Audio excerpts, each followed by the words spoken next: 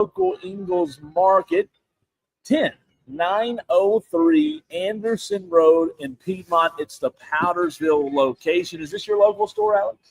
This is not my local. I thought it was. No, it's not. It's close, though. It's like Started walking as soon as I got home from the game last night. I changed my clothes, started walking here. Well, nonetheless, we're here. We love being at Ingles Markets and love all of you for listening each and every Saturday. You can also watch the show live on Twitter, Facebook, and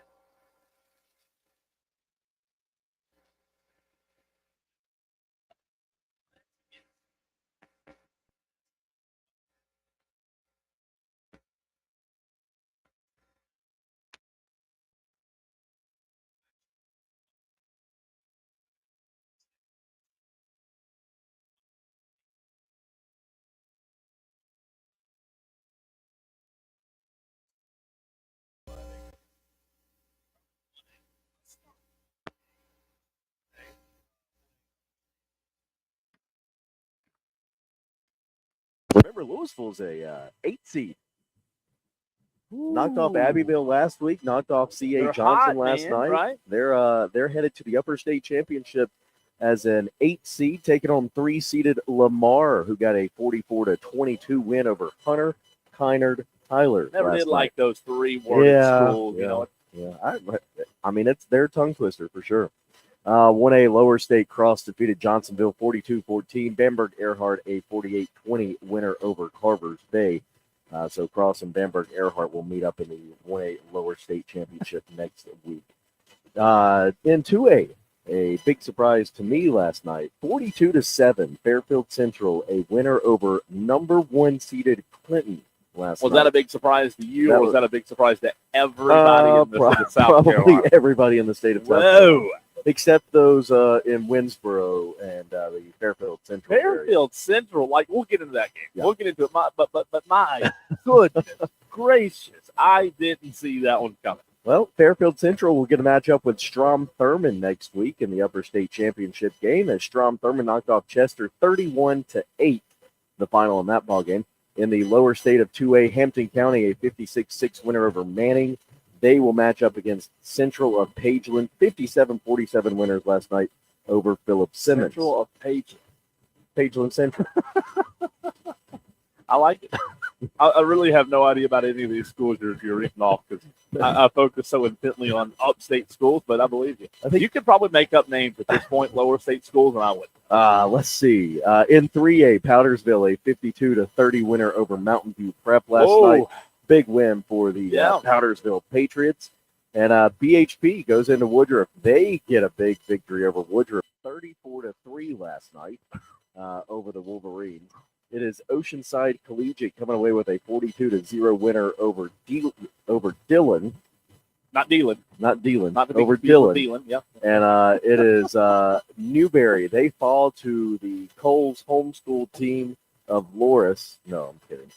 My homeschool. Yeah, your homeschool team. I was going to say I was homeschool. No, Newberry falls to Loris 51-21, the final in that ball game. Going to 4A, South Point, a 56-14 winner over AC Flora last night.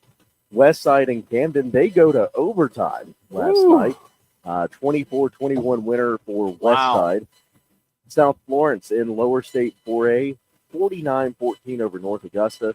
They get a meeting with Gray Collegiate next week, who get a 31-28 win over Hilton Head. There you go. 5A, Division 2 or Division 1? What do you want first? Two? Start- Okay, we're we're going up. We're Okay. going up. 5A Division 2, the game that I was at last night, Gaffney and Northwestern. It looked like Northwestern was going to run away with it, and in the second half, Gaffney made quite a few adjustments, and Gaffney ends up losing that game. However, 52-45 final in that game. But man, what a game that was! And Indian Land TL Hanna seemed like another what a game that was. Yeah. Indian Land goes to TL Hanna. They get a win, 43-41. Whoa. So Indian Land will play at District 3 Stadium against Northwestern next week for the Upper State Championship.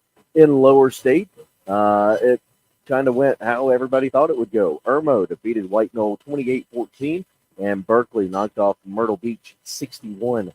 13. So Irmo and Berkeley will meet up next Irmo week. and Berkeley.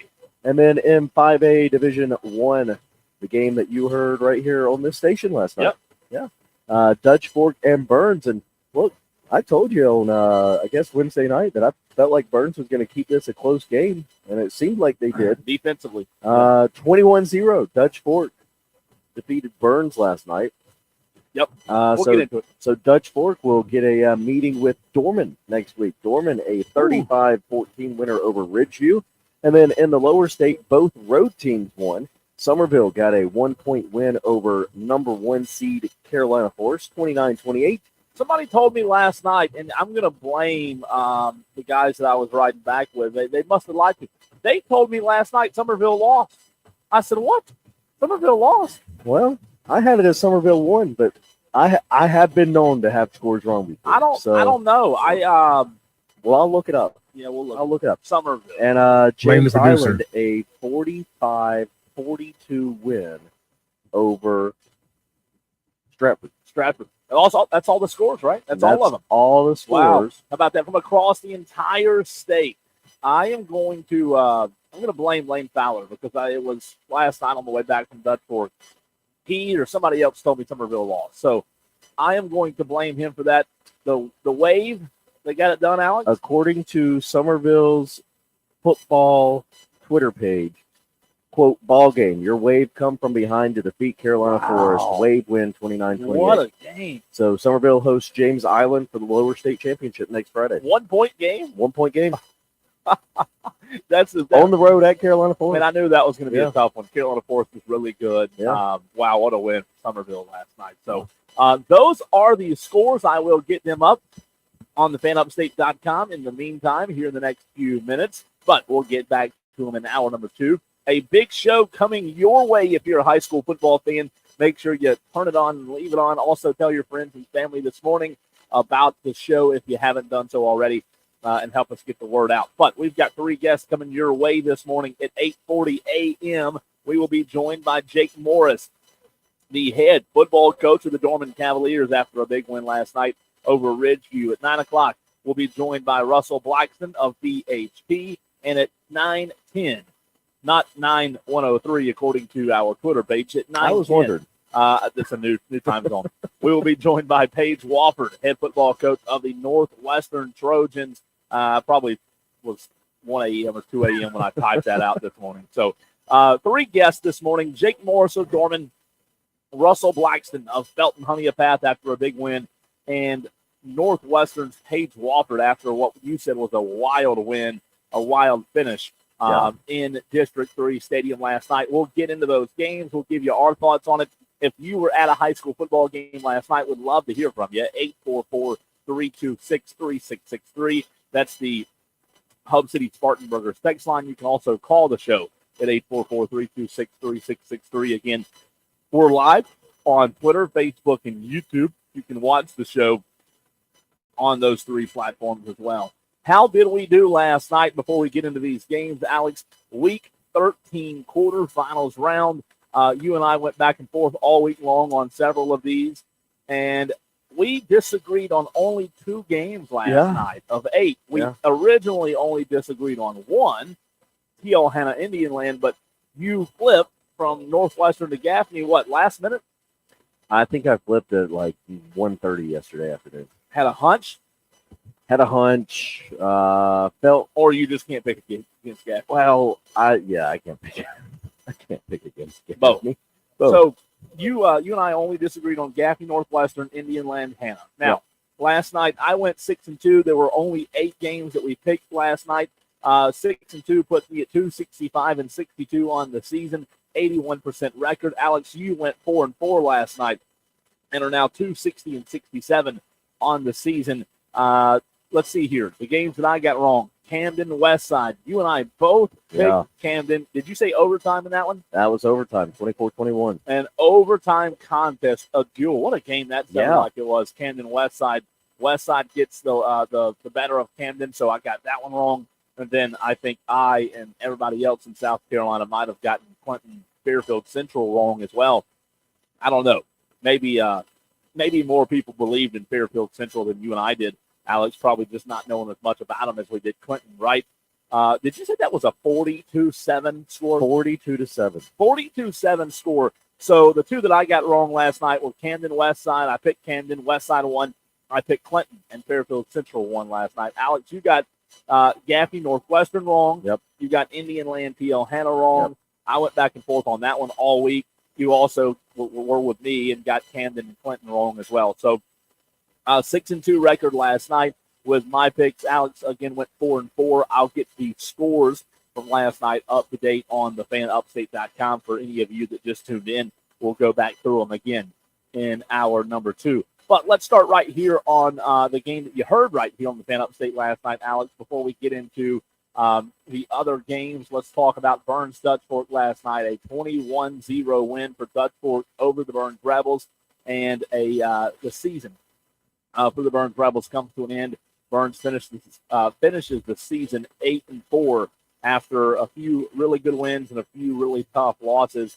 Dutch Fork wins 21-0. Alex, you start with what happened last night. For those listening, they could probably tell. Number one, it was a 14-point game, and I think Tom Knott scored with a minute or so left to make it 21-0. So I thought the final score was going to be 14-0, which obviously looks a lot better than 21-0. A loss is still a loss. It doesn't matter because the season's over, but ultimately that's where you start. This Burns defense last night just played incredible. They made a goal line stand on the half-inch line. Jackson Knotts was going in to score, reached the ball out. Burns knocked it loose, got the ball, and this Burns defense last night just showed up. And going into the game all week long, we felt like this Burns defense was going to show up and show out. Justice Hopkins, Jackson Delaney, and those guys on the defensive line last night for Burns really showed out. Now, Dutch Fork's offense is good. They don't have an Antonio Williams and Jarvis Green, thankfully, right, that are game breakers. One of their running backs did go down last night, so obviously that throws a little bit of a wrench in that two running back game plan that they like to run, Alex. Jackson Knotts is a really good quarterback. He's a little inaccurate, but, man, let me tell you this. That game last night, I said it on the radio, that game was won and lost in the trenches. That's where Dutch Fork wins their games. Up front, they were able to establish a run game, and Burns was not.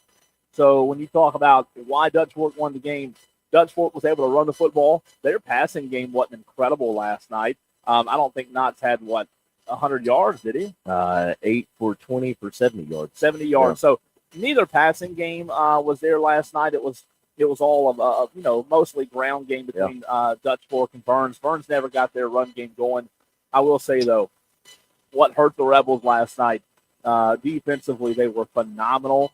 I mean, if you would have asked Burns saying, hey, this game's almost over and you've got 14 points allowed, I think everybody would have taken that, right, in every situation possible. However, offensively last night, other than a few good runs from Trey Segura, this Burns offense was just embarrassing last night. Couldn't block up front. Now, give credit to Dutch Fork's defensive line. They are nasty. That defense is really, really good.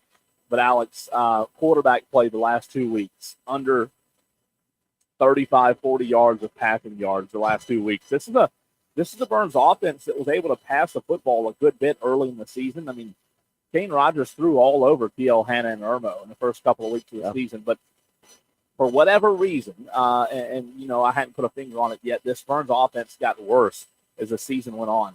The defense got better, but the Burns offense got worse. And that's not an opinion. That's just stats and facts. The Burns offense regressed as the season went on, and you can't go into a game against Dutch Fork with your offense sputtering. Again, quarterback play was just not anywhere close to the level of quarterback play that you needed to be. Last night, we talked about it going into the game. There was no down-the-field threat. Burns didn't even try to threaten down the field. There were no throws deep. I don't even remember one time Burns taking a shot last night. And you've got to at least give your guys a chance. So when you go into that game, Alex, defensively, the Burns defense did all you can ask. But offensively, when you have no down-the-field threat and Dutch Fork knows you're going to hand it to number 3, there's not much you can do. Yeah, I mean, that was Trey Segura, 21 carries for 83 yards last night. And you kind of look at that stat line for him, and it's a little unusual, but when the Dutch Fork front seven knows, hey, this guy's getting the ball 90% of the time, more than 90% of the time. I mean, it's difficult. And to your point, Cole, I mean, you look at Quentin Wilson on the flip side of that for Dutch Fork, 20 carries for 144 yards. You mentioned Kane Rogers, 6 of 15 last night, 35 yards, had an interception. I say this kind of tongue in cheek. Unfortunately, that interception wasn't a pick six, because it seems like Burns was undefeated when they threw pick sixes. Well, but, I mean, all kidding aside on that, a phenomenal effort, it seems, by Burns' defense last night. Hold Dutch Fork in check all night, really, for the most part. And, I mean, just incredible season for Burns. You talk about the season that Burns had last year with, 6 losses last year. Come out this year, you're 8-4. So, I mean, unfortunately, offense kind of sputtered as the season went on, and you ran into a buzzsaw last night defensively. Well, you ran into a really good Dutch Fork team, and Tom Knotts has some really good ball players on that defensive line. And, when you go play Dutch Fork, it doesn't matter where you play them. If you play them at home or on the road, you've got to have some kind of offensive attack that's not one-dimensional. And last night, Burns was everything, including one-dimensional. They were one-dimensional last night. Again, going back to my point, Dutch Fork, they could load the box. They could bring 7. They knew Trey Segura was going to get it. And I know there were a lot of frustrated Burns fans that I heard from last night and still this morning because, when Burns loses, it's, fire everybody. But I'll tell you this. You just don't typically see a Burns team have this kind of offensive struggle. When you think back to the great Burns teams of the past, you've got really good quarterback play. You've got high-powered offenses, the HPO. You've got teams that can go and stretch the field and score. And even a couple of years ago, you think back to, past quarterbacks who could really stretch the field.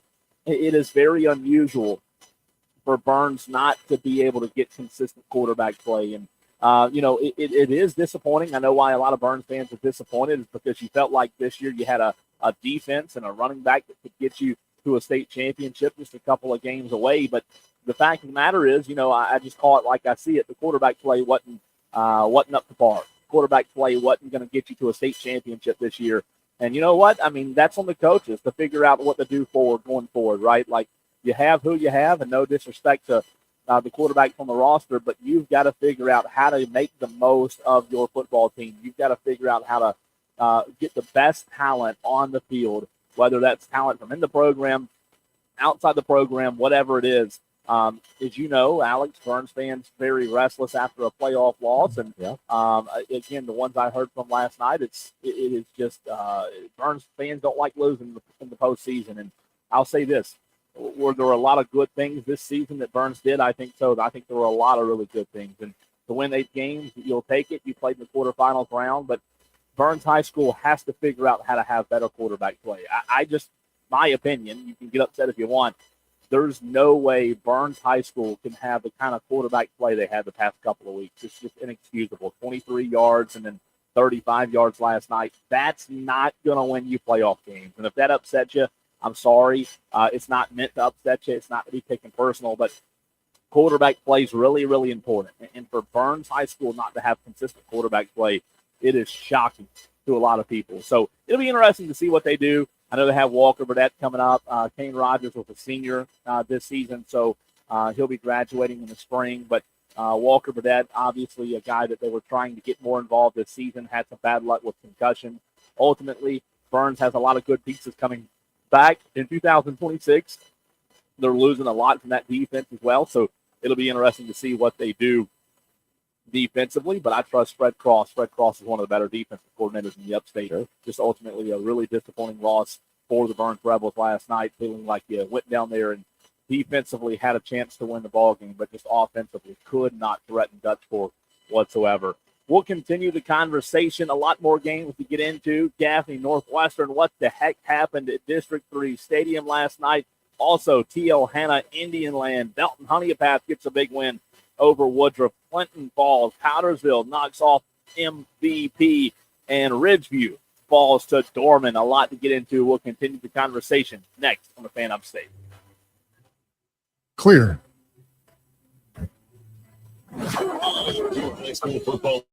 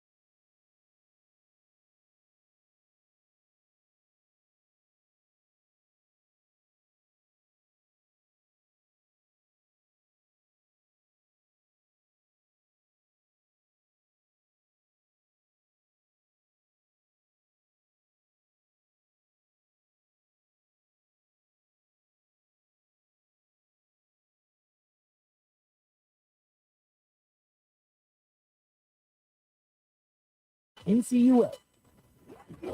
Mike is hot. Rules on the Saturday morning scramble. Only on the Fan Upstate.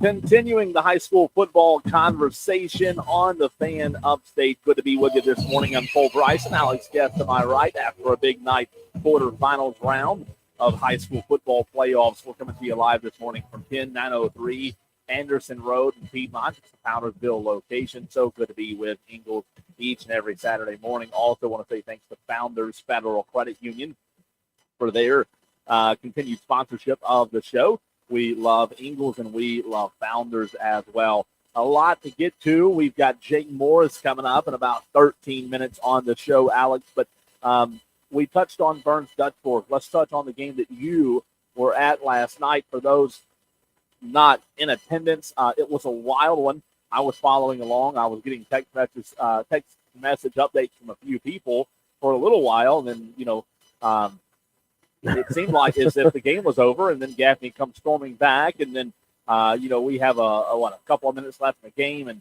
Gaffney fumbles, and that seems like that was what did it. But talk about that game.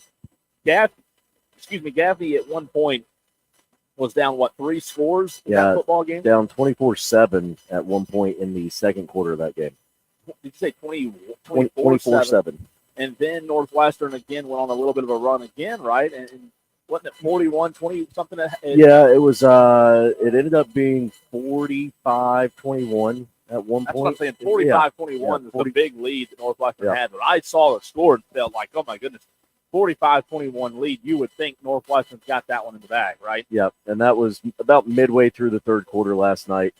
And it's just like at that point, I'll say this: when Northwestern went up 38-21 in that ball game, a lot of the Gaffney fans left. And then when Northwestern went up 45-21 in that ball game, even more Gaffney fans left. I guess they were wanting to get back to Cherokee County to start their Christmas decorating early or something. Get I'm sure that's pick up a Thanksgiving turkey or something. Yeah, 11 p.m. Yeah, and then you have the Gaffney players on the sideline. Turn around, they see, oh well, nobody believes in us anymore. Let's prove them wrong, and that's kind of what they did. So, with 2:40 left in the third quarter, Banks Boughton hit Joe Bauman for a quick touchdown strike, and Donnie Littlejohn immediately runs out on the field and says, "Hey, we're going for 2." And at that point, you get the 2-point conversion. You're down 16 now. All the momentum's in your favor. Sure. Defense comes out. They get a good stop. Early fourth quarter, Banks Boughton keeps it himself. Now, Donnie Littlejohn says, hey, we're going for 2 again. Yeah. You get another 2-point conversion. Now you're only down 8. Yeah. 4 minutes later of game time, Banks Boughton keeps it himself again.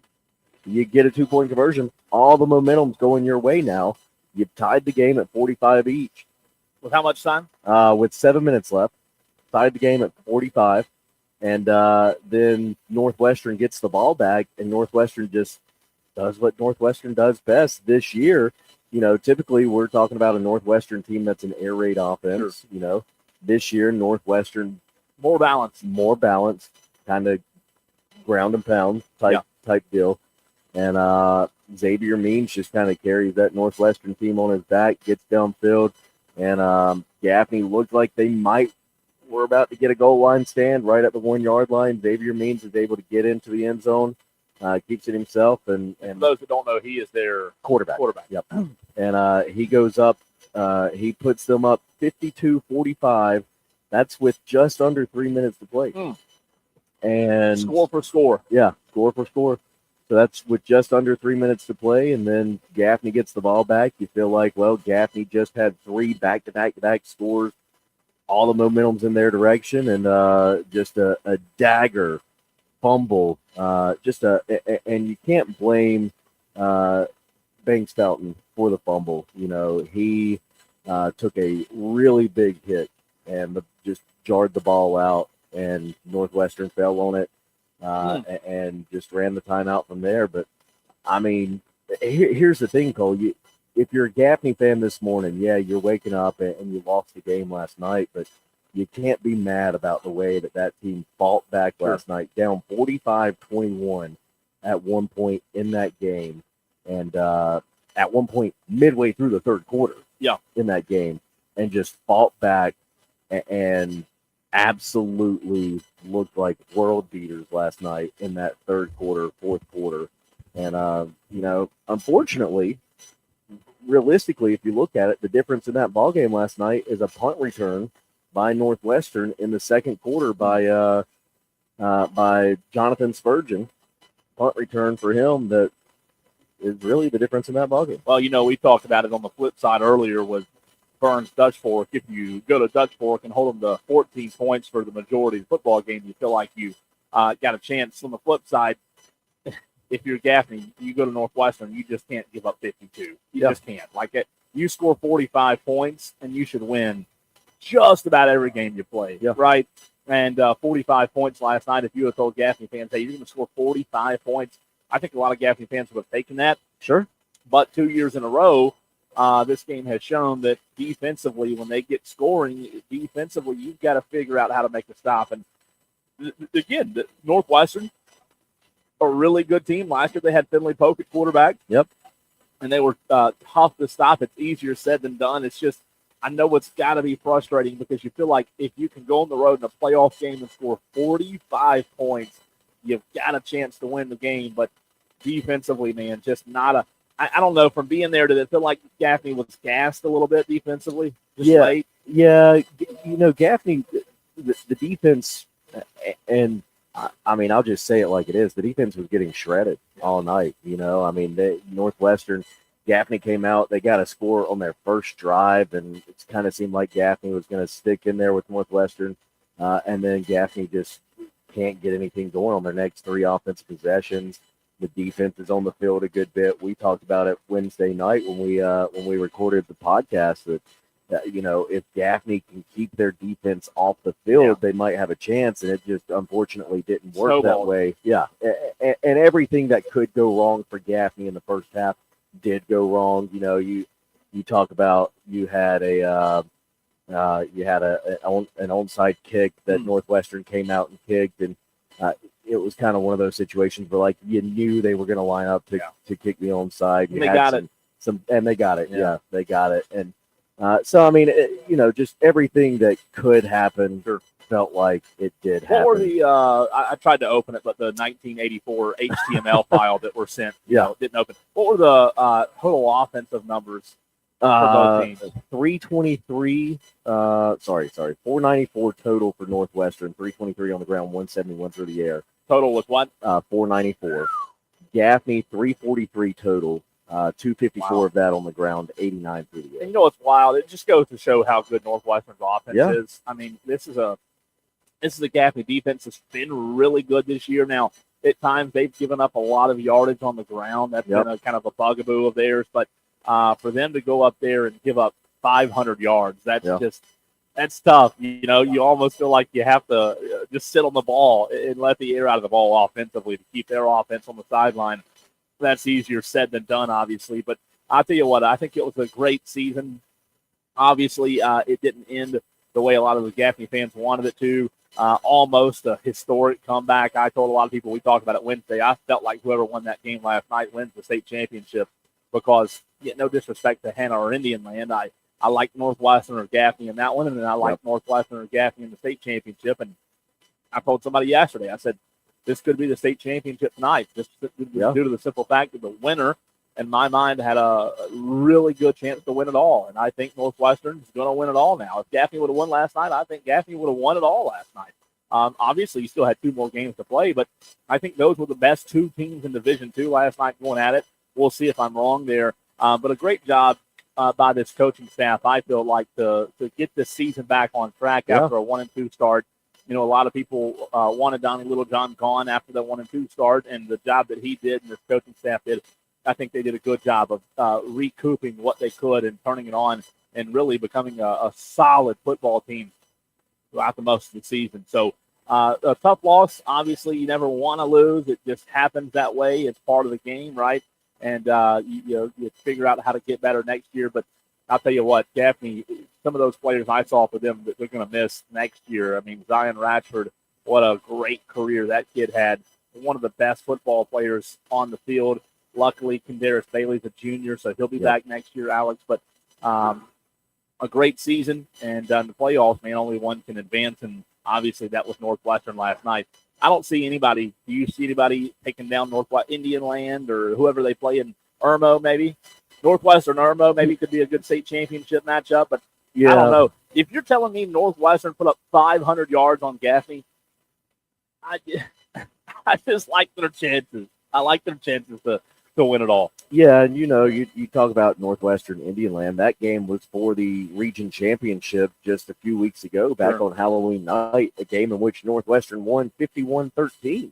So, yeah, I mean, I don't see Indian Land beating Northwestern next week, especially after what I saw last night. I mean, we all know what Northwestern's able to do. I've seen Northwestern play against Gaffney, a lot every year for the last century, it feels like, especially when it comes to playoff time. But, I mean, Northwestern's a really good football team. I don't see Indian Land beating Northwestern. And then, I was thinking about last night, Northwestern and Irmo, it came down to a field goal last year in the state championship game for that. Northwestern kind of had to fight and claw their way back.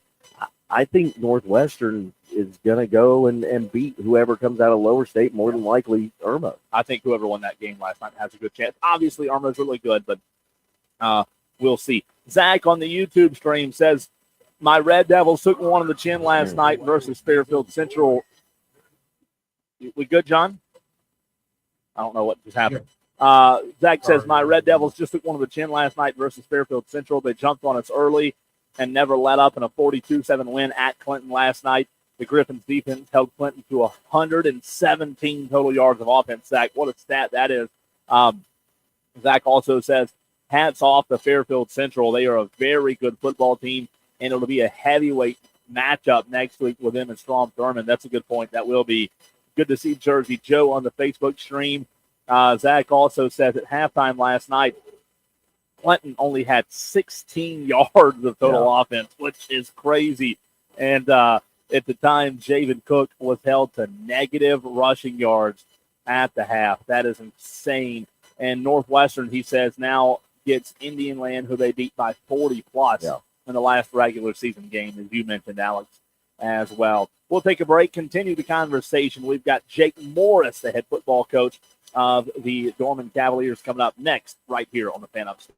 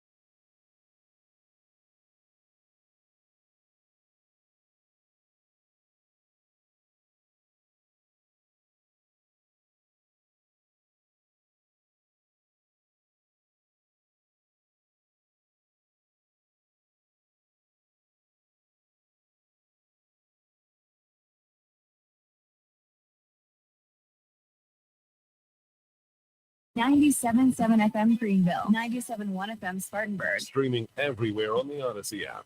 Continuing the conversation on the Fan Upstate this morning, talking about the games that happened last night and getting you set for the Upper State Championships. This coming Friday, we bring in our first guest of the show. We've got Russell Blackson coming up a little bit later, as well as Paige Wofford coming up a little bit later. But right now, we're joined by Jake Morris, the head football coach of the Dorman Cavaliers, after a 35-14 win last night over Ridgeview. Coach, congratulations on the big playoff win last night. How the heck are you? Oh, doing great. Anytime you can play on Thanksgiving week, it's always a good season. You know what? It is a good season, and I'll tell you this, man. We've talked about it with you several times already, Coach, but after last year, just a very challenging year for you and your staff at Dorman, not a typical Dorman season, and in the next season to turn around and have a season like this and be playing, to your point, on Thanksgiving, on Black Friday, practicing on Thanksgiving. What does this mean in terms of just not only this year, but getting this program to a spot where I'm sure this is what you had in mind when you took the job? I mean, I think it's huge. I mean, it all comes down to the kids. You know, they bought into what we were doing. My first 2 years as head coach here, we had some rocky seasons, and the record wasn't what we wanted, but we were doing a lot of work as far as our culture and environment of the program. And, the guys have bought into it, and they've worked the tails off, and just extremely proud of them for sticking with us and sticking to the process, and it gets you where we are now. It certainly does. Talk about last night's win, Coach, 35-14 over Ridgeview. Ridgeview, a team that I'm sure you guys weren't taking for granted, but what was it that allowed you guys to have so much success against them last night? Yeah, they're a really good football team. Got a lot of speed over there with them and do some good things. But I think we just kind of took over the line of scrimmage, which is what we planned on doing. And, offensively, we ran the ball really well. Meek had some really good throws and clutch moments as well. And, guys came up big plays for us. And then defensively, our front seven's just so good. And, they caused some disruptions, and that led to 2 picks. Jabez had one, and Jameer Gaston had one, which was, big to close it out there. But, I just think we took over there on the line of scrimmage, and that was our whole plan going into it. Line of scrimmage is where a lot of these games are won, Coach. When you talk about this year's team, looking back at the very beginning of the season to now, you brought in, obviously, Michael Lancaster and Jason Farmer on the offensive side of the football. Was the line of scrimmage kind of the area, I guess not the area, but one of the biggest areas of improvement that you wanted to see going into this year? Yeah, I think, we were young there. We played a lot of young guys up front, and a lot of growing pains had to get taken care of. And then you come to this year, and you're starting 3 seniors that have all had significant playing time for us. And that's big. And then you got a young man that's a junior that played as a sophomore, had to play young. So, we have consistency now, and we have, some depth in some areas. And I think adding Coach Lancaster and adding Coach Farmer has been tremendous for our program. And then their wealth of knowledge and the way they handle things, it's been big for us. That rushing attack, Coach, when you talk about the line of scrimmage, what you guys were able to do last night, this season, continuing hopefully 2 more games in the postseason. When you talk about the line of scrimmage, you obviously want to pair it with a really good rushing attack. You mentioned to me earlier in the week that you guys were getting healthy at the right time.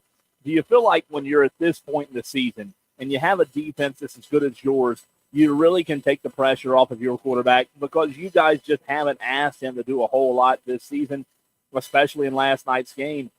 Take care of the football, as he does really well a lot of the times, talking about Meek Slidell, and then just leaning on your run game. That seems like the formula that a lot of these coaches have used in the past, and it worked for you guys again last night.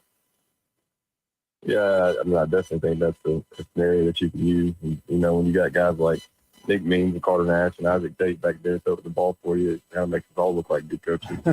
They're tremendous players, and our defense is playing really well. Meek's done a good job. As we get into the upstate championship game here, you got a talented Dutch 14 who's really good on defense. So we may have to throw a little bit more. So, we just go into each week and try to figure out what we have to do to be successful and win the game. And, I certainly would love to rely on that running game, and hopefully we can. And if we can't, we do have the ability to throw as well. So I think that's what makes us, at a really good point right now where we are.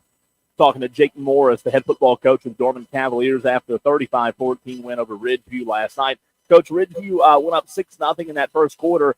What was it that kind of flipped that switch for you guys, able to score 21 points in the second quarter? And, man, I'm not going to say that put it away, but that second quarter, that strong second quarter, obviously was a big one for you guys last night. Yeah, I mean, definitely. Ridgeview came out quick and started on us fast. And, took the ball right down the field on their first offensive possession and scored, went for two, and we stopped it. And, that was big for us. And as far as momentum, because football's a game of momentum, you're always either trying to get it or keep it, one of the two. And, that was a big deal for us to make that stop there. And then we come back and we struggle offensively a little bit in the first quarter. We have some calls there that you really don't understand where they came from, but they were called, and our guys had a chance to kind of implode, and we did it. We stuck together, and defense continued to play hard for us, get us the ball back. And in the second quarter, we started playing our style of football, and that's what we needed to do. And we come out in the third quarter, and we put another one in there and played hard, physical ball. And in the fourth quarter, we finished out with another one. So, just really proud of the way our guys responded, because they could have easily, been knocking off the podium there for a little bit, but we continued to fight back.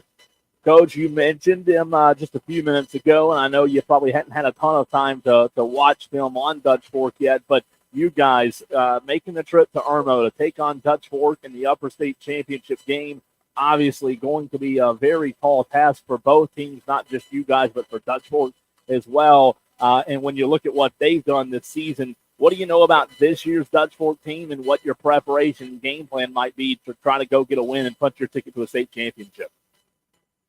Yeah, well, I haven't watched much film on them at all, but I know they're still physical Dutch Fork.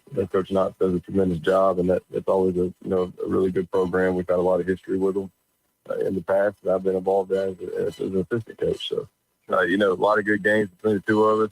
And this was going to be the same. Very good football game, and we gotta go play, and we gotta play our best game here, and play with the king of the mountain, so to speak. They're the ones that are up there all the time. So we gotta take our A game to go down there.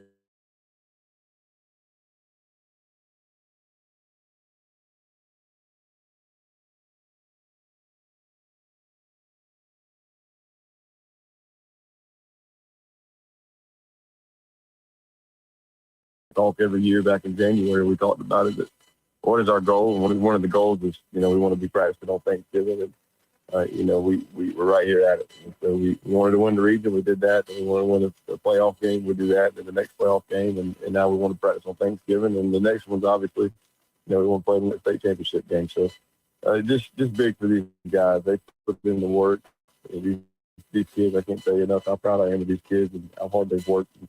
It's just been relentless effort from the time I took over to where we are now, especially with the senior class. So extremely proud of them, and excited for them, excited for our community and our fan base. It's been a while since we've done this, back since 2019, since we've been up to state championship games. So really excited for our guys and our community, and our school and all that, and it's a special moment for us. Well, Coach, best of luck to you on Friday. Congratulations on the win last night, and go get it done on Friday. Yes, sir. Thank you. Absolutely appreciate you as well. Jake Morris, the head football coach of the Dorman Cavaliers. Alex, what a tall task that'll be, but a good upper state championship. I mentioned not just only a tall task for Dorman, but I think equally a tall task for Dutch Fork. I think this could be an incredible football game. Two very similar styles. They want to win the line of scrimmage. They want to run the football. I saw Dutch Fork do that last night. Do you have an early lean on this one? Dorman is still my state champion pick. So, They are. Sticking with them. I'm going to stick with Dorman in this game. I think Coach Morris and the coaching staff, all the guys that he has in place over there, I think if anybody's going to be able to get it done and knock off Dutch Fork, and look, I know this game's at Dutch Fork. I know there's only been three coaches that have ever gone into Dutch Fork and beaten Tom Knotts in a playoff game. But let me tell you, stop here real quick. That doesn't mean anything. No, like it doesn't. It just doesn't mean anything. Like, I'm sorry, that's not no disrespect. Burns had twice as many fans as they did there last night. Like, let's stop with this whole, you got to go to Dutch Fork. There's nothing scary about playing at Dutch Fork. I mean, you have to line up and Irmo, so but you have to line up and play regardless. Let's stop this mantra of Dutch Fork being this scary. I'm telling you, Dorman can go in there next week and win. It has nothing to do Oh, with absolutely. the crowd is at Dutch Fork. Dorman will have, if they travel well, they'll have just as many fans. There's nothing intimidating or scary about playing at Dutch Fork. There's just not. Well, no, and I wasn't necessarily saying that there is anything intimidating or scary of playing at Dutch Fork, but it's more of just it's not a home game for Dorman. They have to go on the road, but Dorman, if anybody's going to be able to get it done this year, Dorman is going to be the team to do it. And so I'm sticking with Dorman in this one. I think that they are going to be able to get it done. They've had an incredible season. And I think it's going to continue on after Thanksgiving. I think so. I'm leaning Dorman as well. I think they've got the recipe last night. I saw Dutch Fork. They're a really good team, but I think Dorman can score enough to make that game interesting. And Dorman's run game, I think, will be equally as important. They're able to move the football, and I think it's going to be incredible. Dutch Fork has a nasty defensive line, a really good defensive line. I think it'll be a good matchup, strength on strength, but I cannot wait for that one. I'd have to do a little research, but when's the last time that Dutch Fork has played 3 teams from the same region? Yeah, Region 2, 5A, back to back in the playoffs. That's true. Yeah. And you know what? It should be a lot of fun. Yeah. It should be. We'll continue the conversation. Hour 2 of the Saturday Scramble next on the Fan Upstate.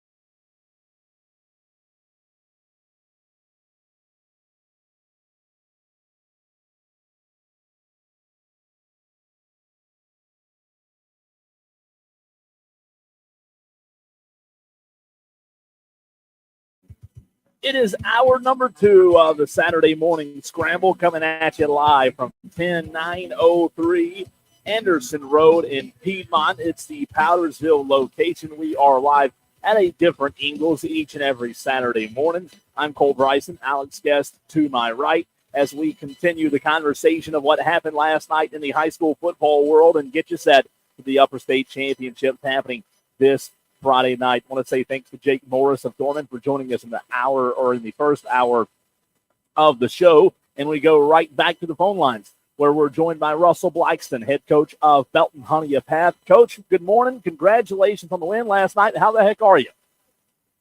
Man, that's outstanding, man. I thank you so much for getting Belton Honea Path High School football on the airways this morning. What a night it was for BHP, and I tell you what, it was a special night.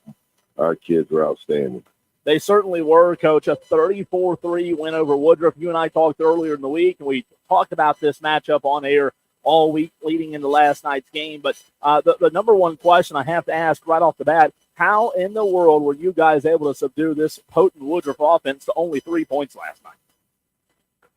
Well, we put it on our defense all week. We had 3 or 4 guys being Aiden Gibson all week in practice, and I told those guys we're going to be Aiden Gibson. They're going to be full speed. They're going to jump cut. They're going to bounce the counter. They're going to run the buck sweep. And, and we went full speed. Not many people go live and get after it this time of the year, but that's kind of our brand. That's kind of who we are.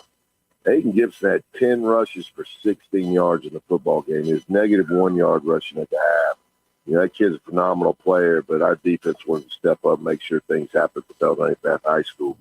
It's kind of led by our guys up front. We got 2 300-pounders in there in the middle with Colin Dixon, number 61, North-South All-Star, and the junior Jamarion Glenn, the defensive tackle. They kind of press everything, but our 2 edge guys, Ty Rainey, number 43, had a phenomenal night, had a sack or 2, and Najee Bryant, the senior defensive end, number 85, big night. The big thing about the night defensively is, Shakari Anderson, he's a senior linebacker for us at North-South All-Star. His sophomore year versus Clinton, 3rd round of the playoffs, interception return for a touchdown. His junior year in the 3rd round of the playoffs, interception return for a touchdown.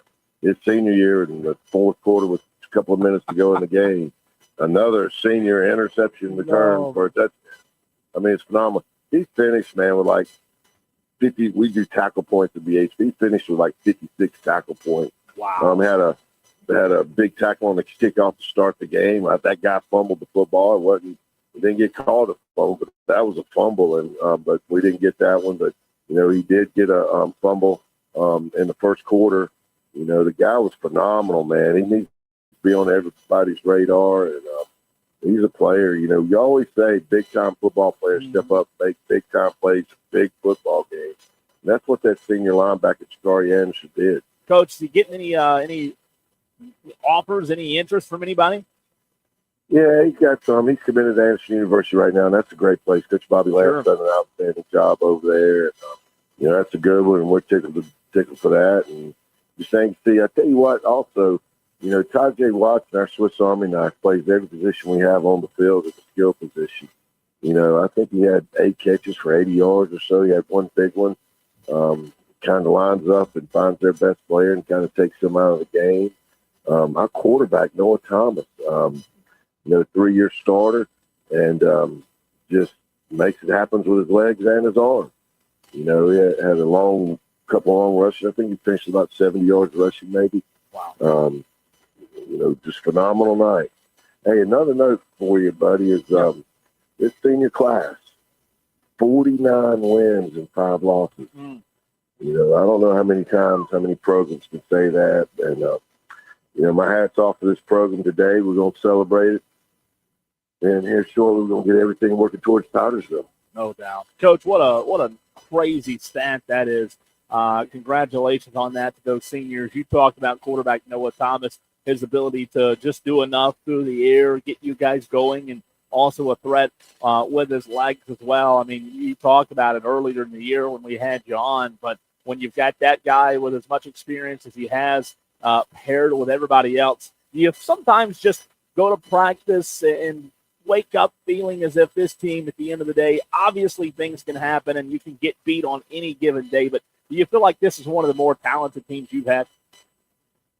Well, we got a couple of mottos, okay, at BHP. You know, whether we won that state championship game last year or whether we lost, the best is still yet to come.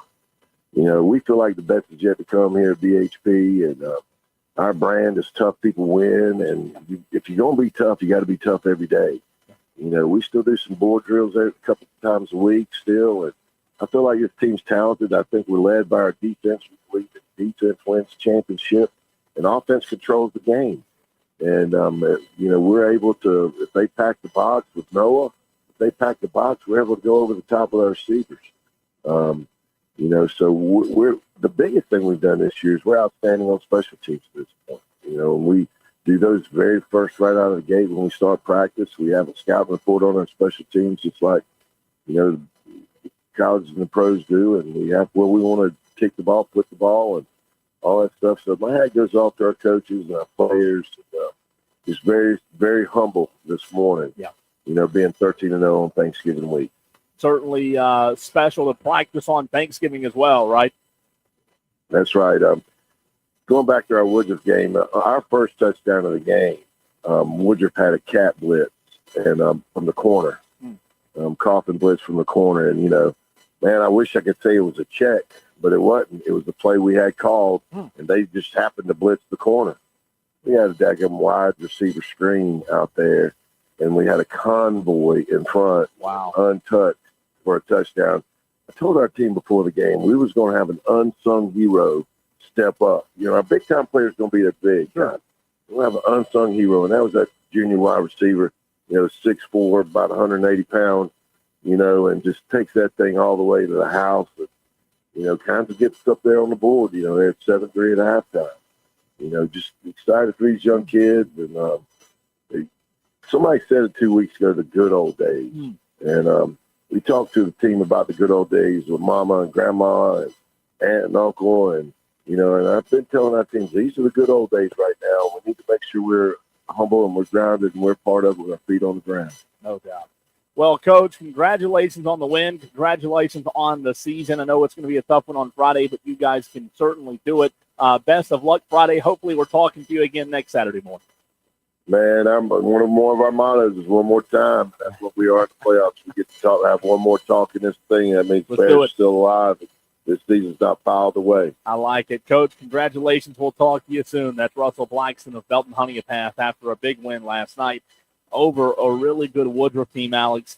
34-3. He talked about the defense there. And, man, you and I talked about it earlier in the week on the podcast we did as well with Brock Hamrick and Trey Stewart. Woodruff's had an incredible season. And, you know, Aiden Gibson, to his point, is an incredible player. But for them last night to hold Woodruff to 3 points, that is just next level defense. Yeah, I mean, and you heard him say it.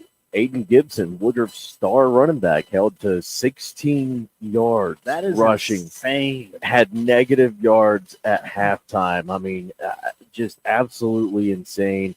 You know, Connor Davis, Woodruff's quarterback, 11 of 20 last night, 2 interceptions, 102 yards through the air. And then, I mean, he talked about Noah Thomas, 10 of 15, 144 passing yards for BHP's quarterback, a touchdown.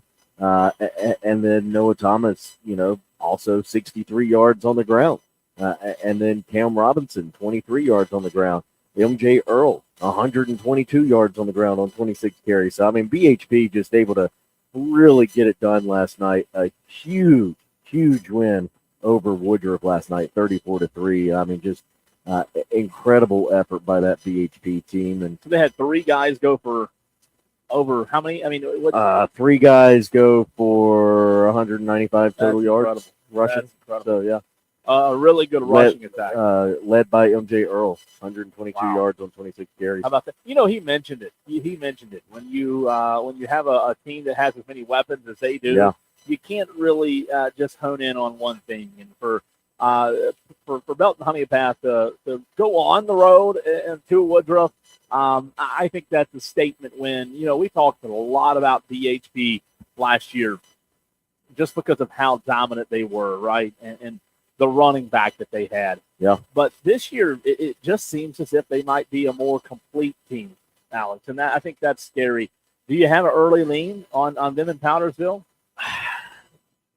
Well, last night I immediately, and it was very early this morning, so I could have just been delusional, but I immediately typed in that I was going to lean Powdersville.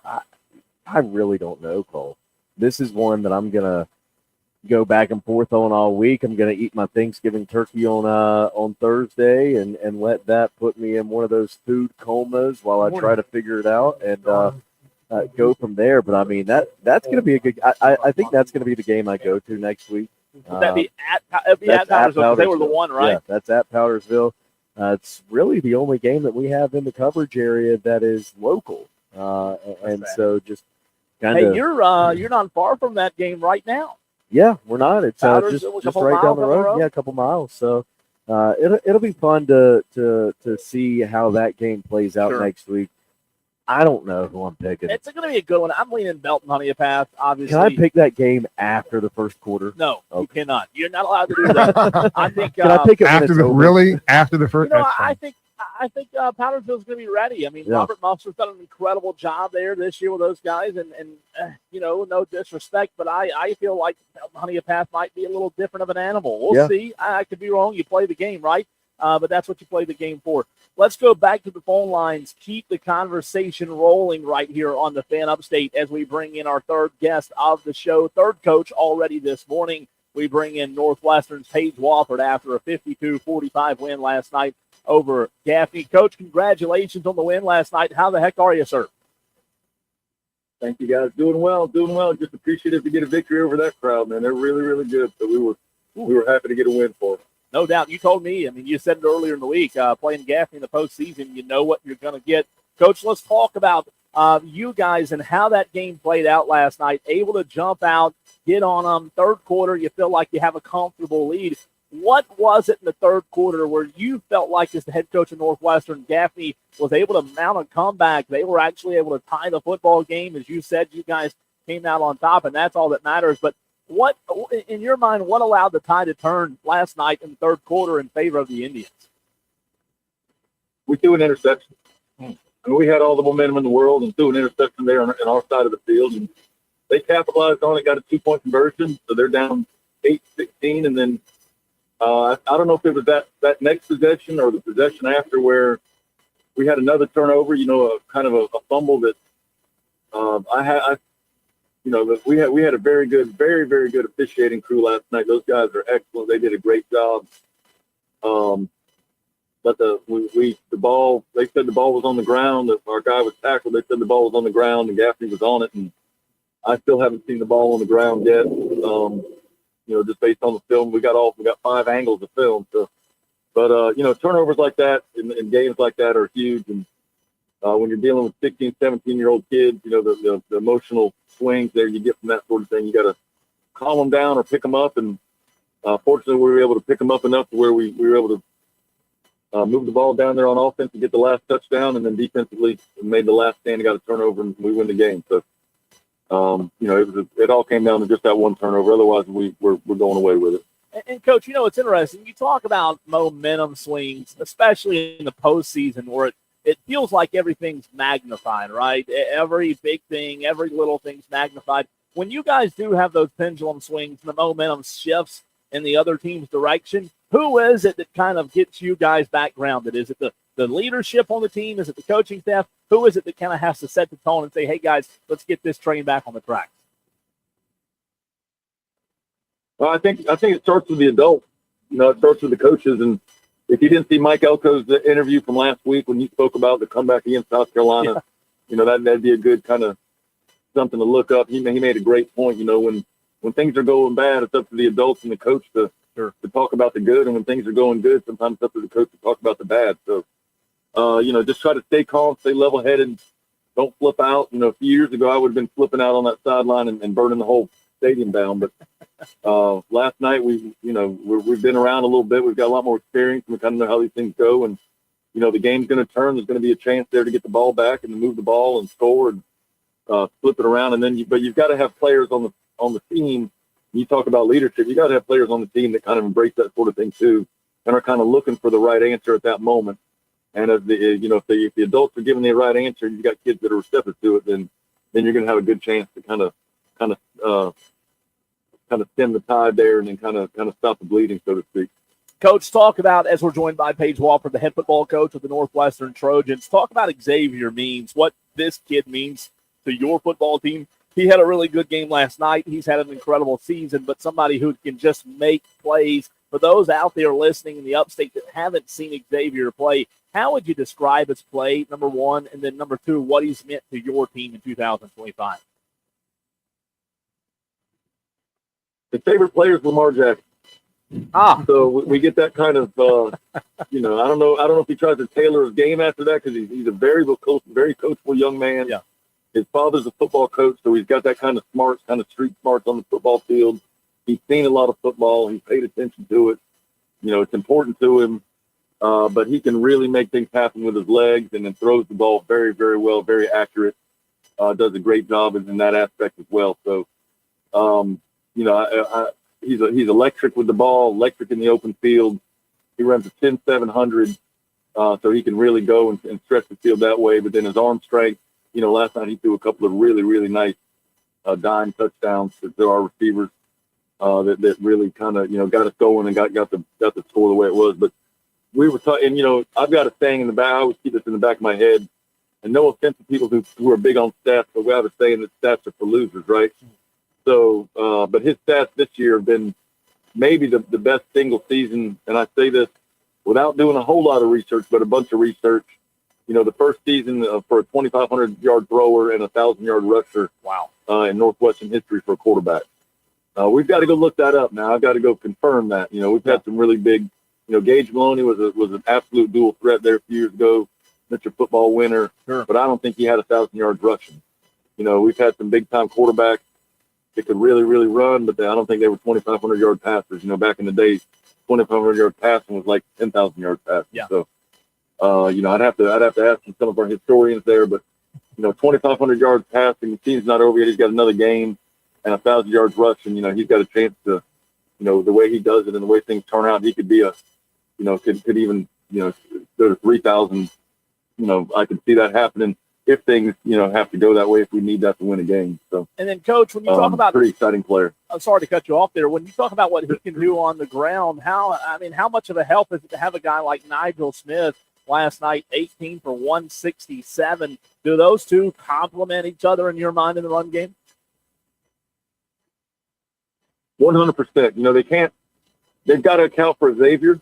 They can't just everybody go after the running back. Last year, Finley graduated as the winningest quarterback in school history, but he wouldn't be what considered as a threat on the ground, right? Sure. But Xavier being a threat on the ground, teams have to account for him in the run game, and then we have some blocking schemes drawn up and kind of done up where we can take advantage of how they're playing it. So and Nigel didn't come in as a starting running back. Nigel didn't really become the starter until the third game, the South Point game.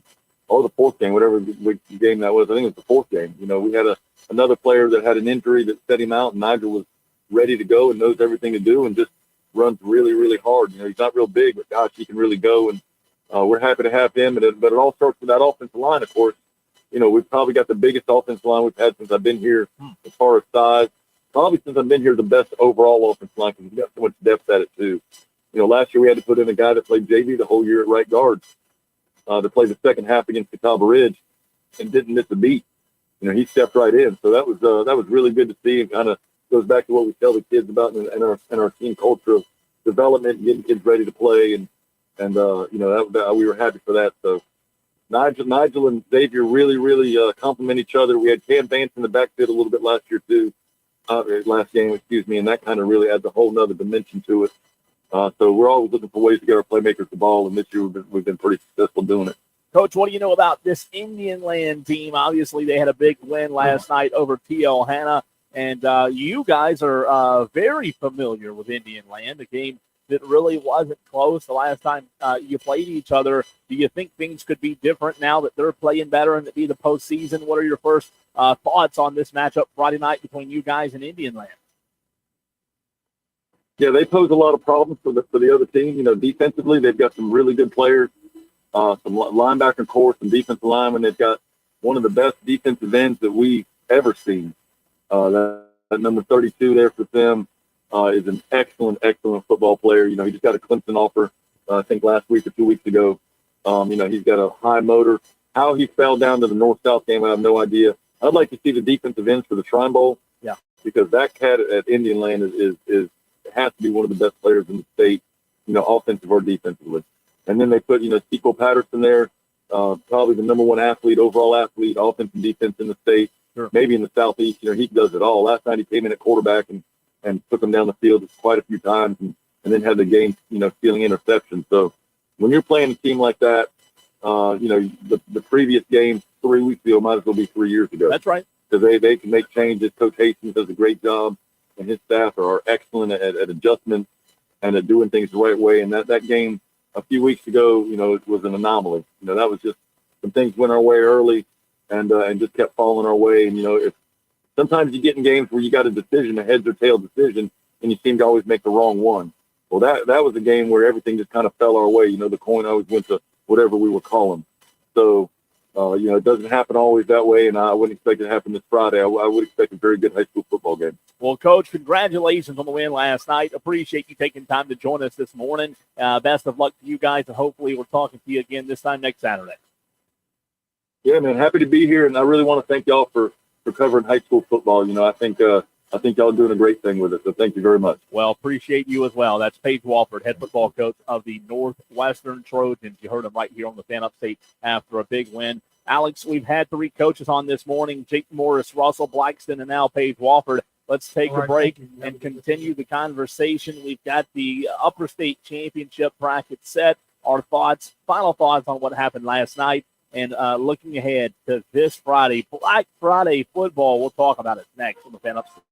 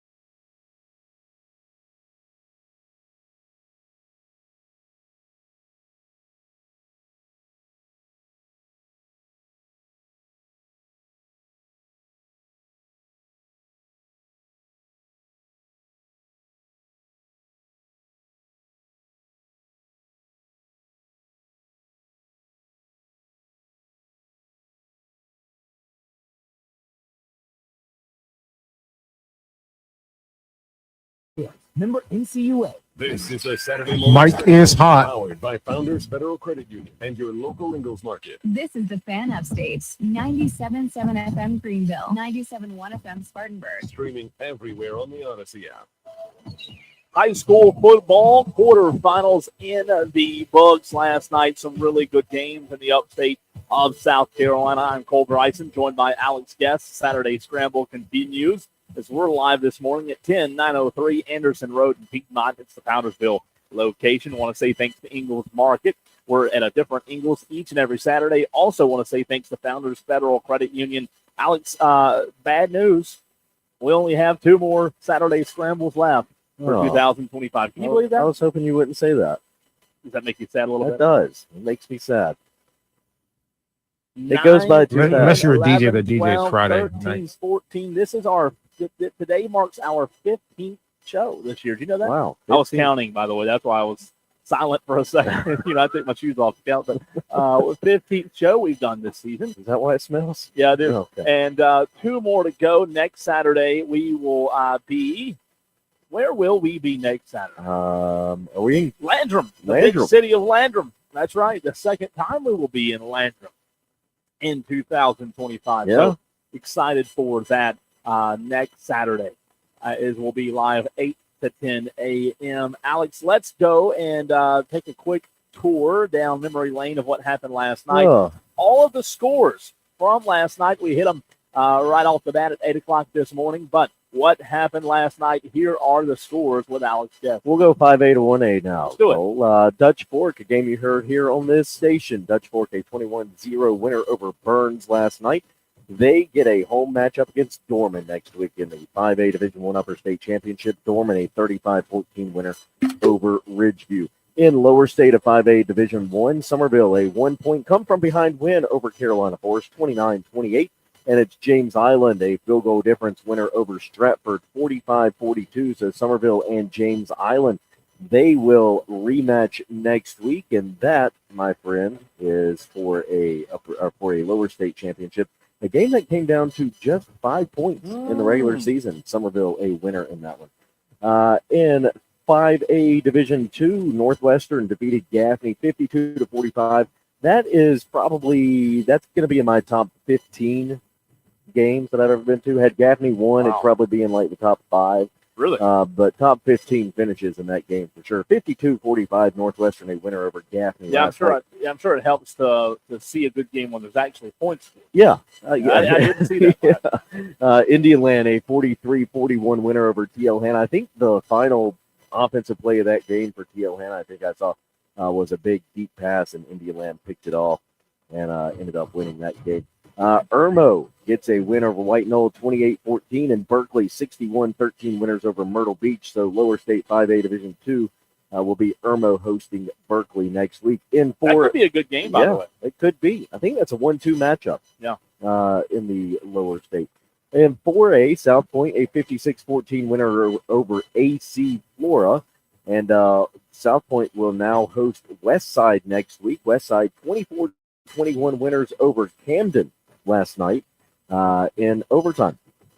It is South Florence in lower state 4A, 49-14 winners over North Augusta. They will host Gray Collegiate, 31-28 winners over Hilton Head last night. Powdersville, a 52-30 win over Mountain View Prep, and they will get to host Belton Honeypath this next week in the Upper State Championship. Belton Honeypath, 34-3 winners at Woodruff last night. Oceanside Collegiate in 3A lower state defeats Dillon 42-0, and Loris 51-21 winners over Newberry last night. Where is Loris? Loris is in South Carolina. Yeah. You know that? Over by That the narrows beach. it down. over by the beach somewhere. Fairfield Central, a 42-7 winner over Clinton in 2A Upper State. Strom Thurmond 31-8 winners over Chester 2A Upper State. So Fairfield Central and Strom Thurmond will go at it for the Upper State Championship next week. It's Hampton County in 2A Lower State, 56-6 winners over Manning, and Central of Pageland Central, 57-47 winners over Philip Simmons. Well, they just go by Central now. They Central used to of be Pageland. Pageland Central. Now they just go by Central. Who knows what they are? So Central and Hampton County will meet up next week for the Lower State Championship. And in 1A football, 1A Upper State, Louisville, the 8th seed, knocked off Abbeville last week. They knocked off C.A. Johnson last night, 42-14 final in that game. They will go to Lamar, the 3 seed, 44-22 winners over Hunter Kynard Tyler last night, 44-22 Lamar winners. And in 1A Lower State Cross, 42-14 winners over Johnsonville. They will host Bamberg Earhart next week, 48-20 winners over Carvers Bay. And those are your 24 games from last night, the quarterfinal round of the state playoffs. And that means there's just 12 games next week, Cole. Only 12 games. And then when you and I are looking at the games, that we're picking next week, only three games. They have dwindled down, haven't they? Yeah. They have dwindled down. How we did last night. Last night, Alex and I only had 8 games to choose from, and we only disagreed last night on 2 of those 8 games. Alex, we were chalk on the other 6. Last night, you went 4-4. You are now at 260-67 on the season. Yeah. 79% not 79% last night, 50% last night, but 79% on the season. The games that you got wrong last night, Gaffney, Northwestern, but I don't really count that one against you. You would pick Gaffney if they were playing the Buffalo Bills, right? Well, the way Buffalo looked on Thursday night, you would pick Gaffney if they were playing the New England Patriots, right? Well, the New England Patriots before Tom Brady, yeah. No, I'm talking about this year. Yeah. Probably so. Did you changed your pick to Gaffney? Was that just because you always pick Gaffney, or did you feel like they could?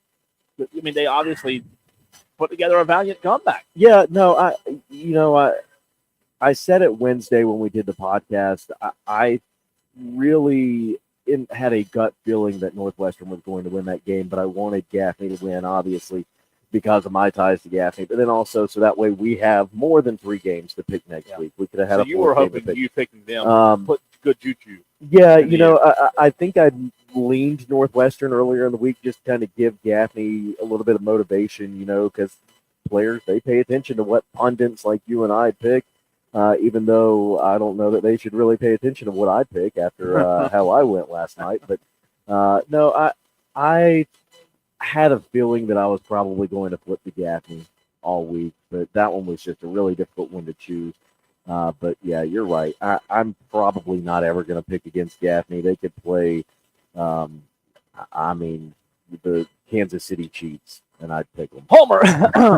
All right, let's go to the text line real quick. Texter says, Cole, where is Dutch Fork Dorman going to be played next weekend? Thanks. That game will be in Irmo at Dutch Fork. Dorman was the lower seed. Dutch Fork was the 1, and those two, battled for the 1 and 2 seed. It's a 1-2 matchup. So that game will be Dorman at Dutch Fork next Friday, Black Friday. Another text says, Cole, how does Burns' offense just get worse as the season goes on? Well, Texter, I think it's a really valid question, a really good question, because normally you would think an offense does get better as the season goes on. But to your point, we said it earlier in the show, statistically, this Burns offense got worse as the season goes on. And that's obviously not what you want to see if you're the coaching staff, if you're a Burns fan. And I know there are a lot of Burns fans out there who are upset today after last night. Look, you lost to a good team.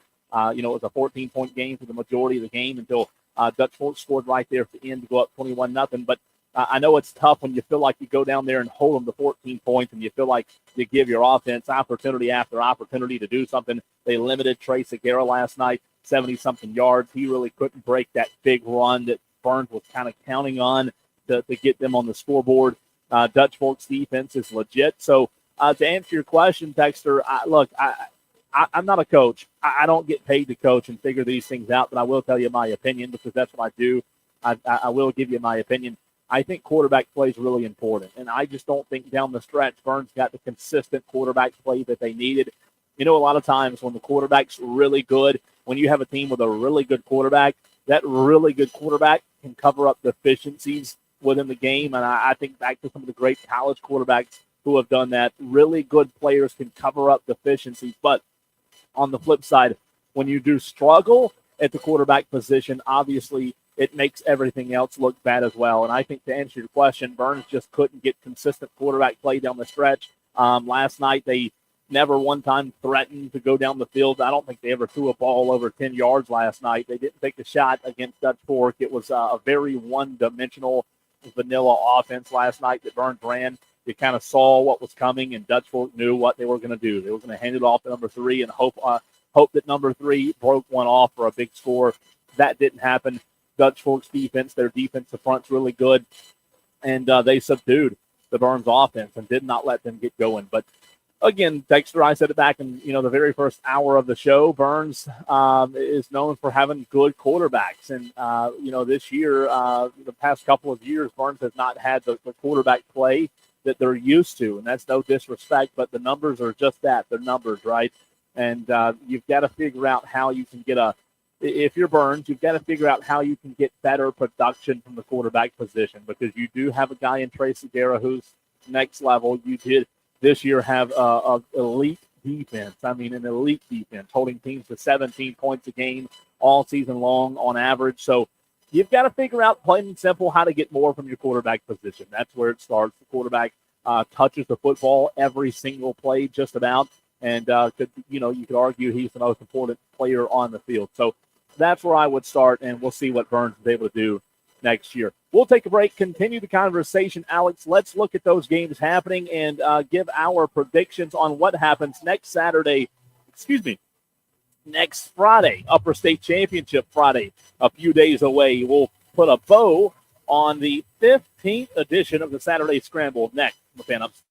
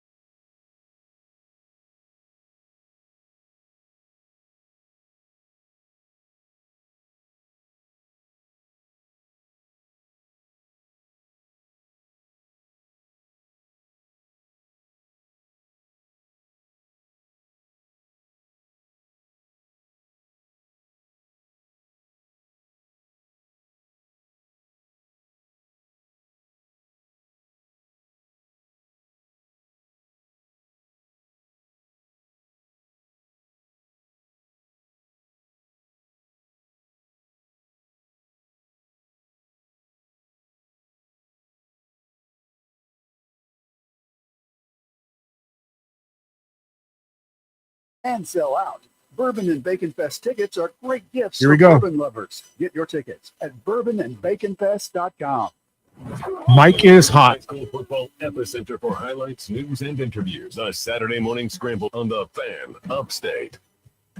Final segment of the Saturday morning scramble. Welcome in. I'm Cole Bryson. Alex Guest to my right this morning. Want to say thanks to Ingalls Markets, they're the best, and Founders Federal Credit Union for their continued sponsorship of the Saturday morning scramble on the Fan Upstate. Also want to let you Burns fans know that while football season may be in the books, for the first time ever, we will be airing Burns basketball on the Fan Upstate in less than 2 weeks. Actually, last night, we were talking about it. It was 2 weeks from last night. So under 2 weeks from now, Burns basketball will tip off 16-game season on the broadcast schedule, which is almost the entire season for Burns, outside of a few games that don't conflict with Furman basketball that already airs on the Fan Upstate. So we will be airing basketball most weeks, 4 nights a week, with Burns playing twice, Furman playing twice, a lot of local hoops on the Fan Upstate this season. So Burns basketball fans, you will be able to hear most of the games online at thefanupstate.com, 97.1 FM in Spartanburg, 97.7 FM in Greenville, and the broadcast schedule of the games that we will be airing is online at thefanupstate.com, and also the scores that Alex Guest read off just a few moments ago are also online at thefanupstate.com. Can you believe basketball season's already started? Yeah. High school basketball? Yeah, that's Wow. time flies when you're having fun. I mean, You know? it comes Yeah. so quickly, and here we are. And we have so much fun during football season. We do. But I'll tell you what, though, I love basketball. I love high school basketball. Yeah. It's a lot of fun.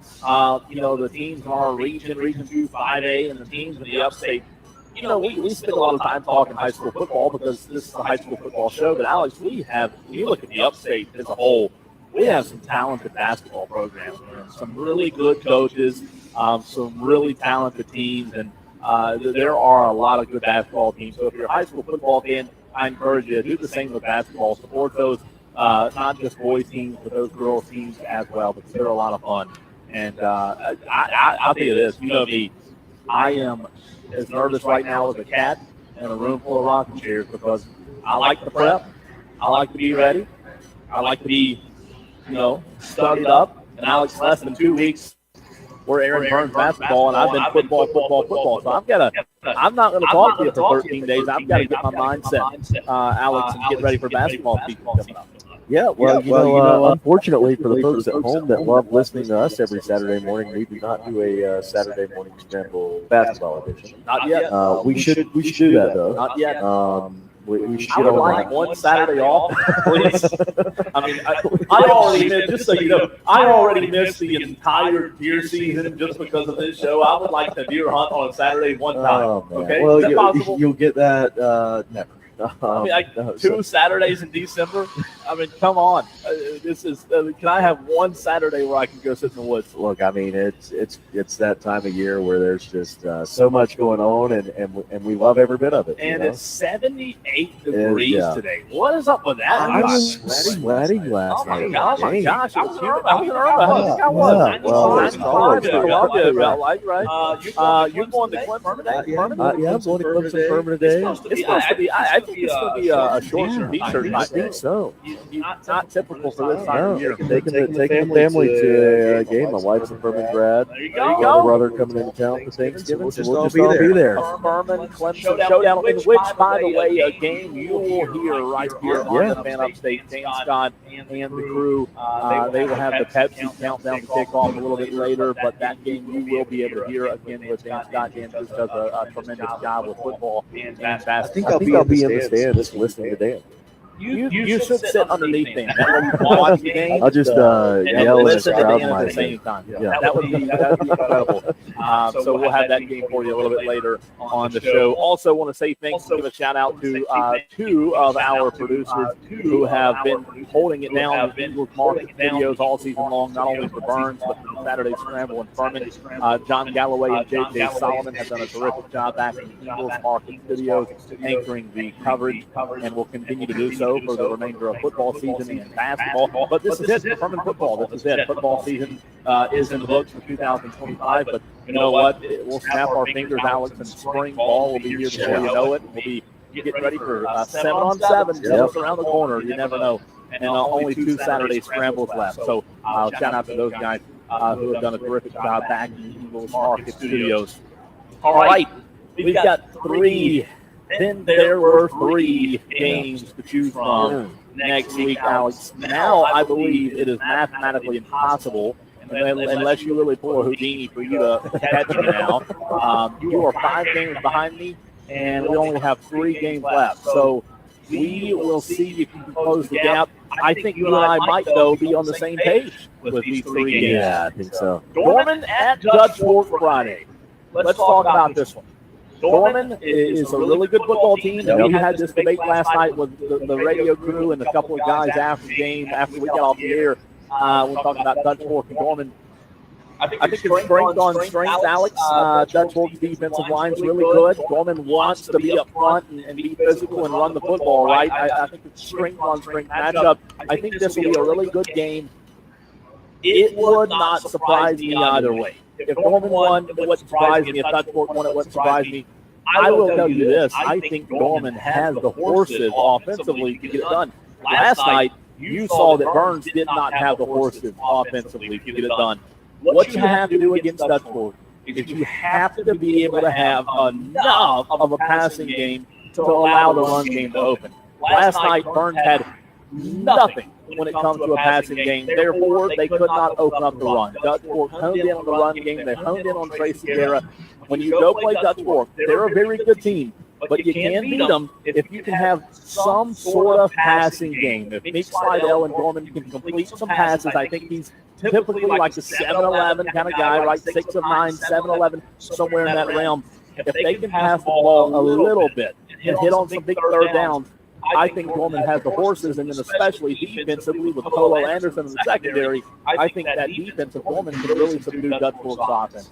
Yeah, I mean, I've been saying it since the playoffs started. Dorman's my state champion pick in 5A Division I. I'm going to stick with them in this game.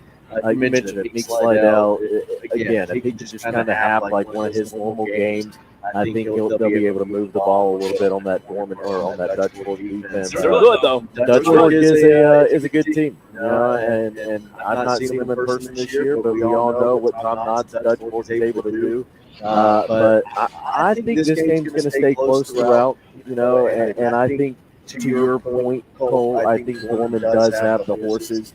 Those Cavaliers, they're going to ride in on horses, and I think they're going to knock off Dutch Fork at Dutch Fork and go on and play in the state championship. I think so. I think the winner of this game wins the state championship. Much like I said last night for Gadsden Northwestern. No disrespect to whoever comes out of the lower part of the state, but I think whoever wins this game Friday night wins the state championship, Dorman or Dutch Fork. I'll tell you this, our sideline reporter for the Burns podcast, Sam Clark, said it best last night.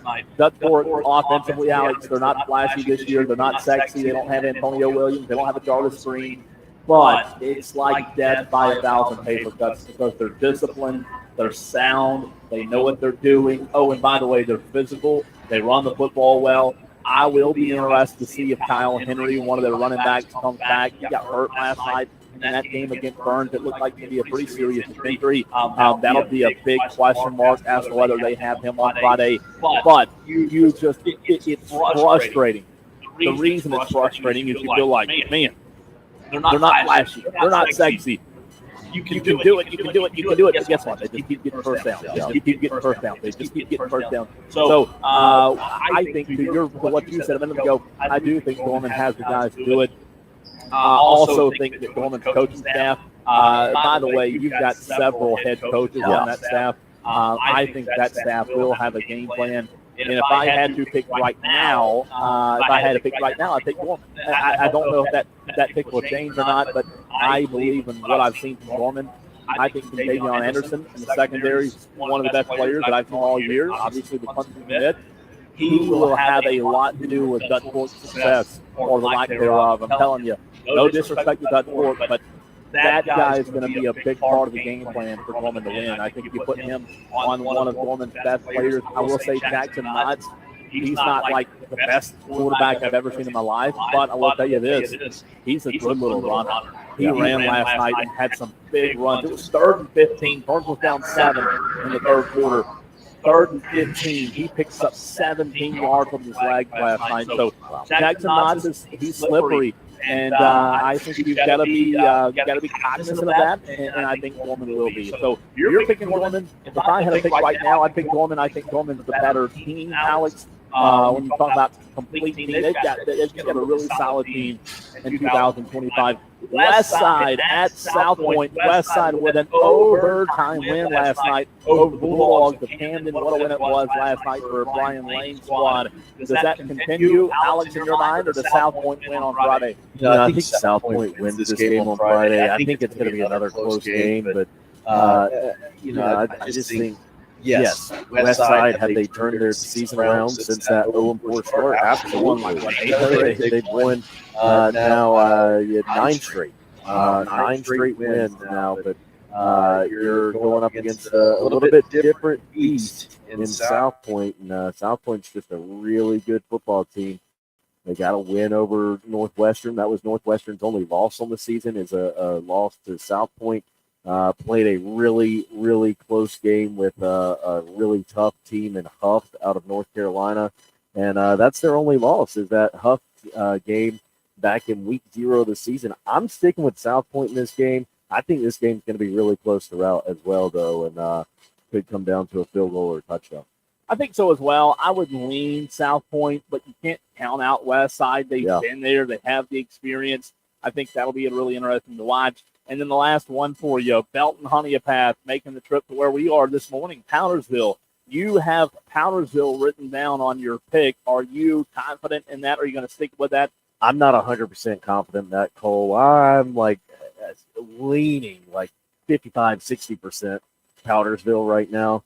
That pick's probably going to change 17 times before tomorrow morning. Not for me. I'm going Belton Honeypath, and I'm going to stick with the Bears. I like Belton Honeypath on Friday. So my picks, I'm going Dorman, South Point, Belton Honeypath. Those are subject to change. I don't think my 3 will. Alex right now leaning Dorman, South Point, and Powdersville.